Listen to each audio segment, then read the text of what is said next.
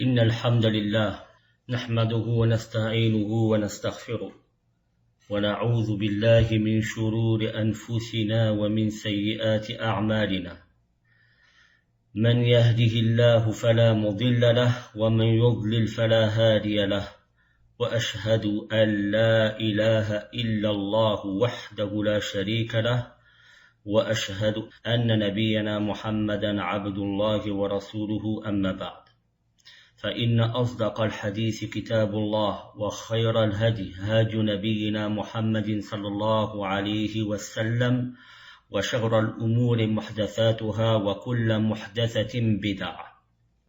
Un premier débat s'était installé entre Pharaon et Moussa alayhi salam qui tourna à l'avantage de Moussa en termes d'arguments. Moussa ne se laissa pas intimider par son opposant et sut lui répondre à chaque fois de la meilleure manière. À court d'arguments, Pharaon proposa à Moussa alayhi salam ce qui va sans le savoir être la cause de sa perte, une confrontation publique face aux meilleurs sorciers et magiciens des terres d'Égypte. Allah subhanahu wa ta'ala nous rappelle ceci. وَلَقَدْ أَرَيْنَاهُ آيَاتِنَا كُلَّهَا فَكَذَّبَ وَأَبَى قَالَ أَجِئْتَنَا لِتُخْرِجَنَا مِنْ أَرْضِنَا بِسِحْرِكَ يَا مُوسَى فَلَنَأْتِيَنَّكَ بِسِحْرٍ مِثْلِهِ فَاجْعَلْ بَيْنَنَا وَبَيْنَكَ مَوْعِدًا لَا نُخْلِفُهُ نَحْنُ وَلَا أَنْتَ مَكَانًا سُوًى قال موعدكم يوم الزينة وأن يحشر الناس ضحى. Sourate 20, les versets 56 à 59. Certes, nous lui avons montré tous nos prodiges, mais il les a démentis et a refusé de croire. Il dit, es-tu venu à nous, ô Moussa, pour nous faire sortir de notre terre par ta magie? Nous t'apporterons assurément une magie semblable. Fixe entre nous et toi un rendez-vous auquel ni nous ni toi ne manquerons, dans un lieu convenable. Alors Moussa lui répondit, votre rendez-vous, c'est le jour de la fête, et que les gens se rassemblent dans la matinée. Allah Jalla Jalalu rappelle que Pharaon renia non seulement les arguments de Moussa, mais qu'il reniera par la suite tous les signes d'Allah et ses prodiges, comme le sang, les sauterelles et autres. Nous reviendrons sur cela en détail, Inch'Allah, tabaraka wa ta'ala, en son temps. Il avait déjà renié le prodige de la main et du bâton, et les avait qualifiés de magie évidente en accusant Moussa par là même d'être un sorcier aguerri et chevronné. Il rejouta tout cela par orgueil et refusa de se rendre à l'évidence. Cela nous est aussi rappelé par la parole d'Allah subhanahu wa ta'ala, وَلَقَدْ جَاءَ آلَ فِرْعَوْنَ النُّذُرُ كذبوا بآياتنا كلها فأخذناهم أخذ عزيز مقتدر. Les avertissements parvinrent certes aux gens de Pharaon, ils traitèrent de mensonges tous nos prodiges, nous les saisîmes donc de la saisie d'un puissant omnipotent. Tabaraka wa ta'ala, la sourate 54, les versets 41 et 42. Il prétexta aussi que Moussa était revenu en Égypte afin de chasser ses dirigeants et notables de celle-ci en disant « Es-tu venu à nous, ô Moussa, pour nous faire sortir de notre terre par ta magie ?» pensant ou voulant faire croire que Moussa alayhi salam n'avait comme objectif que le pouvoir et la suprématie sur terre en chassant le pharaon d'Égypte et en prenant sa place. Il jura donc, preuve de sa colère, de ramener une magie semblable à celle-ci, c'est-à-dire des sorciers qui se confronteront à lui et le confondront. Il voulait surtout que les gens ne soient pas conquis par les miracles apportés par Moussa alayhi salam et qu'ils portent foi à son message. Il risquerait de se soulever contre le pharaon et le destituer de son trône. Sur ces faits, il lui proposa un rendez-vous publiquement. L'imam Ibn Kathir, rahimahullah tabaraka wa ta'ala, a dit, en commentaire de ces versets, Allah subhanahu wa ta'ala mentionne le malheur de Pharaon, sa grande ignorance et son manque de raison et de discernement, car il a renié les signes d'Allah en refusant de les suivre par orgueil, en disant à Moussa, ce que tu nous apportes, n'est que de la magie ou de la sorcellerie, et nous nous opposerons à toi par une magie semblable. Il demanda ensuite à Moussa de fixer un rendez-vous en un jour et un lieu convenus, et c'est là tout ce qu'espérait Moussa, pouvoir montrer les signes d'Allah subhanahu wa ta'ala, ses arguments et ses preuves en public. C'est pourquoi il dit, votre rendez-vous, c'est le jour de la fête. C'était un de leurs jours de célébration et de rassemblement. Et que les gens se rassemblent dans la matinée, c'est-à-dire au début de la journée, lorsque la lumière du soleil est étincelante. Cela est propice à la manifestation de la vérité. Il n'a pas demandé que cela se fasse dans l'obscurité de la nuit, afin qu'il ne puisse pas leur donner des prétextes. Au contraire, il demanda que cela se déroule en plein jour et publiquement, car il connaissait son Seigneur et était certain qu'Allah ferait triompher sa parole et sa religion en dépit du ressentiment des Coptes. Fin de citation. En effet, Pharaon proposa une confrontation publique, devant témoins, dans un lieu dégagé et plat, ou bien un lieu au milieu de la ville afin que chacun des habitants puisse s'y rendre facilement. C'est ainsi que l'on comprend le sens de la parole siwa ou bien suwa.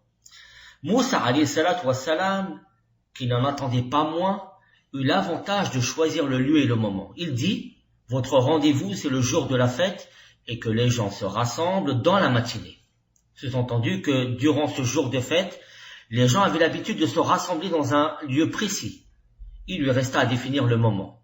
Moussa savait qu'il allait avoir le dessus et que les prodiges d'Allah anéantiront la magie des sorciers. Il choisit donc la matinée, au moment où le soleil était déjà élevé dans le ciel, cela afin que les gens puissent clairement voir ces signes en plein jour et qu'il ne reste plus aucun argument pour Pharaon après cela. Allah subhanahu wa ta'ala dit فَتَوَلَّى فِرْعَوْنُ فَجَمَعَ كَيْدَهُ ثُمَّ أَتَى قال لهم موسى ويلكم لا تفتروا على الله كذبا فيسحتكم بعذاب وقد خاب من افترى فتنازعوا أمرهم بينهم وأسروا النجوى قالوا إن هذان لساحران يريدان أن يخرجاكم من أرضكم بسحرهما ويذهبا بطريقتكم المثلى فأجمعوا كيدكم ثم أتوا صفا وقد أفلح اليوم من استعلى. Ce sont les versets de la sourate 20, numéro 60 au 64. Pharaon donc se retira. Ensuite, il rassembla sa ruse, puis vint au rendez-vous. Moussa leur dit, malheur à vous, ne forgez pas de mensonges contre Allah, sinon, par un châtiment, il vous anéantira. Celui qui forge un mensonge est perdu. Là-dessus, ils se mirent à disputer entre eux de leur affaire et terre secrète leur discussion. Ils dirent, voici deux magiciens qui par leur magie veulent vous faire abandonner votre terre et vous emporter votre doctrine idéale. Rassemblez donc votre ruse, puis venez en rang serré, et celui qui aura le dessus aujourd'hui aura réussi. Sur ce, il quitta cette assise et cette discussion, et sans plus tarder, il se prépara à cette confrontation publique. À ce moment-là, qu'est-ce qui empêcha Pharaon de tuer Moussa et son frère Haroun? Pourquoi cela ne lui traversa l'esprit à aucun moment? Rappelez-vous la parole d'Allah subhanahu wa ta'ala que nous avons citée dans les cours précédents. قَالَ سَنَشُدُّ عَضُدَكَ بِأَخِيكَ وَنَجْعَلُ لَكُمَا سُلْطَانًا فَلَا يَصِلُونَ إِلَيْكُمَا بِآيَاتِنَا أَنْتُمَا وَمَنِ اتَّبَعَكُمَا الْغَالِبُونَ. Sourate 28, les versets 33 à 35.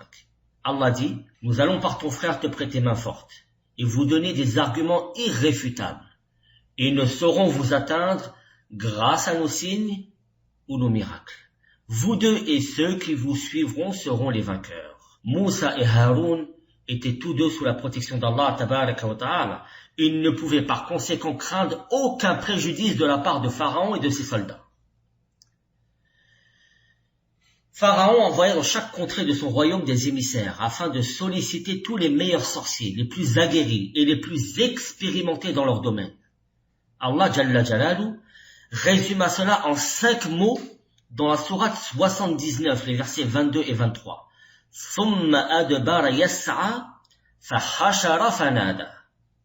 Ensuite, Il tourna le dos, s'en alla précipitamment, rassembla les gens et leur fit une proclamation. Ils dirent, ou Allah tabaraka wa ta'ala continue et dit, قالوا أرجه وأخاه وأرسل في المدائن حاشرين يأتوك بكل ساحر عليم. La sourate 7, les versets 111 et 112.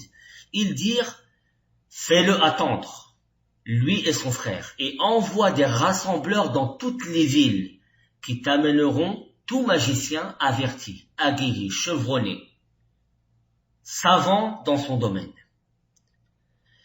Ibn Kathir, rahimahullah tabaraka wa ta'ala, a dit, Allah Jalla Jalalu mentionne que Pharaon rassembla tous les magiciens sorciers d'Égypte qui, à cette époque, débordaient de grands magiciens maîtrisant à la perfection leur domaine. On avance qu'il y avait parmi eux des jeunes parmi les enfants d'Israël qui furent contraints d'apprendre la sorcellerie auprès des sorciers coptes. Cela explique le verset coranique suivant, où certains magiciens contraints à la sorcellerie parmi les enfants d'Israël, présents, diront pour se décharger et se désavouer de Pharaon, Inna amanna bi rabbina liyaghfira lana khatayana wama akrahtana alayhi min as-sihr wallahu khayrun wa abqa. Sourate 20 verset 73. Nous croyons en notre Seigneur afin qu'il nous pardonne nos fautes ainsi que la magie à laquelle tu nous as contraints, et Allah est meilleur et éternel. Cependant, cet avis qui mentionne le fait que certains parmi les enfants d'Israël furent contraints à la magie ne fait pas l'unanimité chez les savants. Ils vinrent donc de toutes parts, de tout le royaume d'Égypte, pour Pharaon, pour le soutenir, pour consolider et asseoir son pouvoir, en disant « La'allana nattabi'u as-saharata in kanu humul ghalibin » verset 28, sourate 28, verset 40, afin que nous suivions les magiciens si ce sont eux les vainqueurs. Bien sûr, ici, quand je dis magiciens, je parle de sorciers, car leur magie était mélangée avec de la sorcellerie. Moussa, alayhi salatu wassalam, s'approcha des magiciens, les exhorta et les blâma pour la pratique de leur fausse magie par laquelle ils s'opposent aux signes et aux arguments d'Allah. Il dit, malheur à vous, ne forgez pas de mensonges contre Allah, sinon, par un châtiment, il vous anéantira. Celui qui forge un mensonge est perdu. Là-dessus, ils se mirent à discuter et débattre entre eux de leur affaire et terre secrète leur discussion. Fin de citation des paroles de l'imam Ibn Kathir, rahimahullah tabaraka wa ta'ala. La confrontation eut bien lieu. Les grands sorciers vinrent de toutes parts. On comprend d'après la syntaxe coranique que ces sorciers étaient connus, car ils sont cités avec l'article défini. Pharaon leur promit plusieurs privilèges s'ils remportaient cette confrontation. وجاء السحرة فرعون قالوا إن لنا لأجرا إن كنا نحن الغالبين قال نعم وإنكم لمن المقربين. Sourate 7, versets 113 et 114. Et les magiciens vinrent à Pharaon en disant, y aura-t-il vraiment une récompense pour nous si nous sommes les vainqueurs? Il dit oui, et vous serez certainement du nombre de mes rapprochés. Dès que Moussa alayhi salatu wassalam se retrouva face à eux, il les exhorta et les appela à la vérité. De même, il les blâma à cause de leurs agissements en leur disant « Malheur à vous, ne forgez pas de mensonges contre Allah, sinon par un châtiment il vous anéantira. Celui qui forge un mensonge est perdu. » On peut comprendre aussi ce verset coranique en disant, c'est-à-dire parmi les nations précédentes. Les propos de Moussa alayhi salatu wassalam, propos durs, étaient censés les alerter et les sortir de leur égarement. Il leur rappela le sort des nations précédentes anéanties, dû au fait qu'ils forgèrent des mensonges à l'encontre d'Allah subhanahu wa ta'ala, en inventant entre autres des fausses divinités qui devaient être adorées en dehors d'Allah tabaraka wa ta'ala. L'imam Ibn Kathir continue et dit, on dit que les magiciens ont divergé. Certains disaient, ce sont là les propos d'un prophète et non d'un magicien. Tandis que d'autres soutenaient que c'était un magicien ou un sorcier à part entière. Et Allah est plus savant. Ils discutèrent donc secrètement puis dirent, voici deux magiciens qui par leur magie veulent vous faire abandonner votre terre et emporter votre doctrine idéale. C'est-à-dire cet homme et son frère Haroun sont tous deux magiciens, habiles et expérimentés dans ce domaine. Et leur but est d'attirer les gens, d'avoir le dessus sur le roi et sa cour, de vous exterminer jusqu'au dernier et de vous dominer par cela, c'est-à-dire par cette magie. Rassemblez donc votre ruse, puis venez en rang serré, et celui qui aura le dessus aujourd'hui aura réussi. Ils dirent cela afin de réfléchir, de se conseiller et d'utiliser tout ce qu'ils possédaient comme ruse, manigance, artifice, magie et calomnie. Mais rien n'y fit. Leurs conjectures étaient trompeuses et leurs opinions erronées.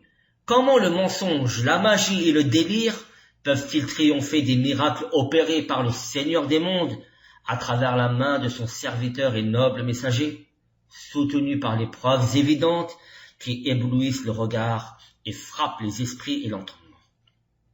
Quant à leurs paroles, rassemblez donc votre ruse, c'est-à-dire tout ce que vous possédez, puis venez en rang serré, autrement dit en une fois.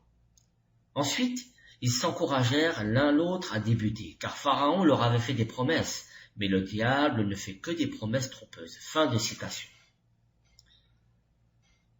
Allah subhanahu wa ta'ala قال فتنازعوا أمرهم بينهم وأسروا النجوى قالوا إن هذان لساحران يريدان أن يخرجاكم من أرضكم بسحرهما ويذهبا بطريقتكم المثلى فأجمعوا كيدكم ثم أتوا صفا وقد أفلح اليوم من استعلى. Sourate 20, les versets 56 à 59. Là-dessus, ils se mirent à disputer entre eux de leur affaire et tinrent secrète leur discussion. Ils dirent: voici deux magiciens qui par leur magie veulent vous faire abandonner votre terre et emporter votre doctrine idéale. Rassemblez donc votre ruse, puis venez en rang serré, et celui qui aura le dessus aujourd'hui aura réussi. Les magiciens se disputèrent entre eux, ce qui peut laisser sous-entendre que certains d'entre eux furent touchés par l'exhortation de Moussa, alayhi salatu wassalam, et doutèrent donc de leur religion. Ils décidèrent donc de se concerter entre eux quant à la suite des décisions à prendre et de la ligne de conduite à adopter. Ils se concertèrent et tinrent des propos secrets que nul ne pouvait connaître en dehors d'eux, sauf Allah subhanahu wa ta'ala. Et cette concertation secrète est mise en avant dans le Coran par trois choses. Premièrement, le verbe asarra, qui signifie prononcer un secret ou parler secrètement. Puis le terme de an-najwa ou asarrun najwa. An-najwa qui signifie une discussion secrète entre des personnes de même rang ou des personnes ayant des objectifs communs. Troisièmement, l'objet circonstanciel de lieu, bainahum, c'est-à-dire entre eux, pour marquer et appuyer cette confidentialité dans leurs propos et leurs plans. L'objectif de cette discussion et concertation secrète était d'analyser la situation, puis de s'accorder sur une parole unique et une décision unanime, la voix d'un seul homme. Et si l'un d'entre eux prononçait une parole, les autres approuvaient et confirmaient. Parmi leurs discussions secrètes, il y eut la parole suivante. Voici deux magiciens qui par leur magie veulent vous faire abandonner votre terre et emporter votre doctrine idéale, c'est-à-dire votre religion, vos habitudes et vos coutumes. Rassemblez donc votre ruse, puis venez en rang serré. Celui qui aura le dessus aujourd'hui aura réussi. C'est-à-dire c'est un jour décisif, où nous devrons avoir le dessus pour garder nos privilèges et notre notoriété. Il n'y aura qu'une seule occasion et une seule chance pour nous. Il voulait aussi détourner les gens de Moussa, alayhi salatu wassalam, car certains d'entre eux étaient dans la confusion la plus totale. Ils étaient perplexes, indécis. Et ceci du fait qu'ils avaient assisté au premier débat, où ils avaient vu les deux miracles de Moussa, alayhi salatu wassalam. Ou du moins, s'ils n'y avaient pas assisté, ils en avaient entendu parler. Tout cela les avait mis dans une confusion. La preuve de cela est le verset suivant. فجمع السحرة لميقات يوم معلوم وقيل للناس هل أنتم مجتمعون لعلنا نتبع السحرة إن كانوا هم الغالبين. La sourate 26, les versets 38 à 40. Les magiciens furent donc réunis en un rendez-vous au jour convenu. Et il fut dit aux gens, est-ce que vous allez vous réunir afin que nous suivions les magiciens et les sorciers si ce sont eux les vainqueurs? Il voulait par là les convaincre de suivre les magiciens et de les consolider dans leur religion fausse et invalide. Ces magiciens se présentèrent devant Moussa alayhi salatu wassalam en rang bien serré, afin de l'impressionner. Ils dirent, rassemblez donc votre ruse, puis venez en rang serré. La motivation des sorciers était gagnée par l'amour du pouvoir et de la notoriété, ainsi que par les récompenses promises de la part de Pharaon en cas de victoire. Ils étaient prêts à en découdre d'avec Moussa et son frère Haroun, qui à eux deux constituaient un réel danger pour ce que chérissaient ces sorciers. نسأل الله جل وعلا أن يوفقنا لما يحبه ويرضاه ونسأله جل وعلا الهدى والتقى والعفاف والغنى وسبحانك اللهم وبحمدك أشهد أن لا إله إلا أنت أستغفرك وأتوب إليك والسلام عليكم ورحمة الله وبركاته.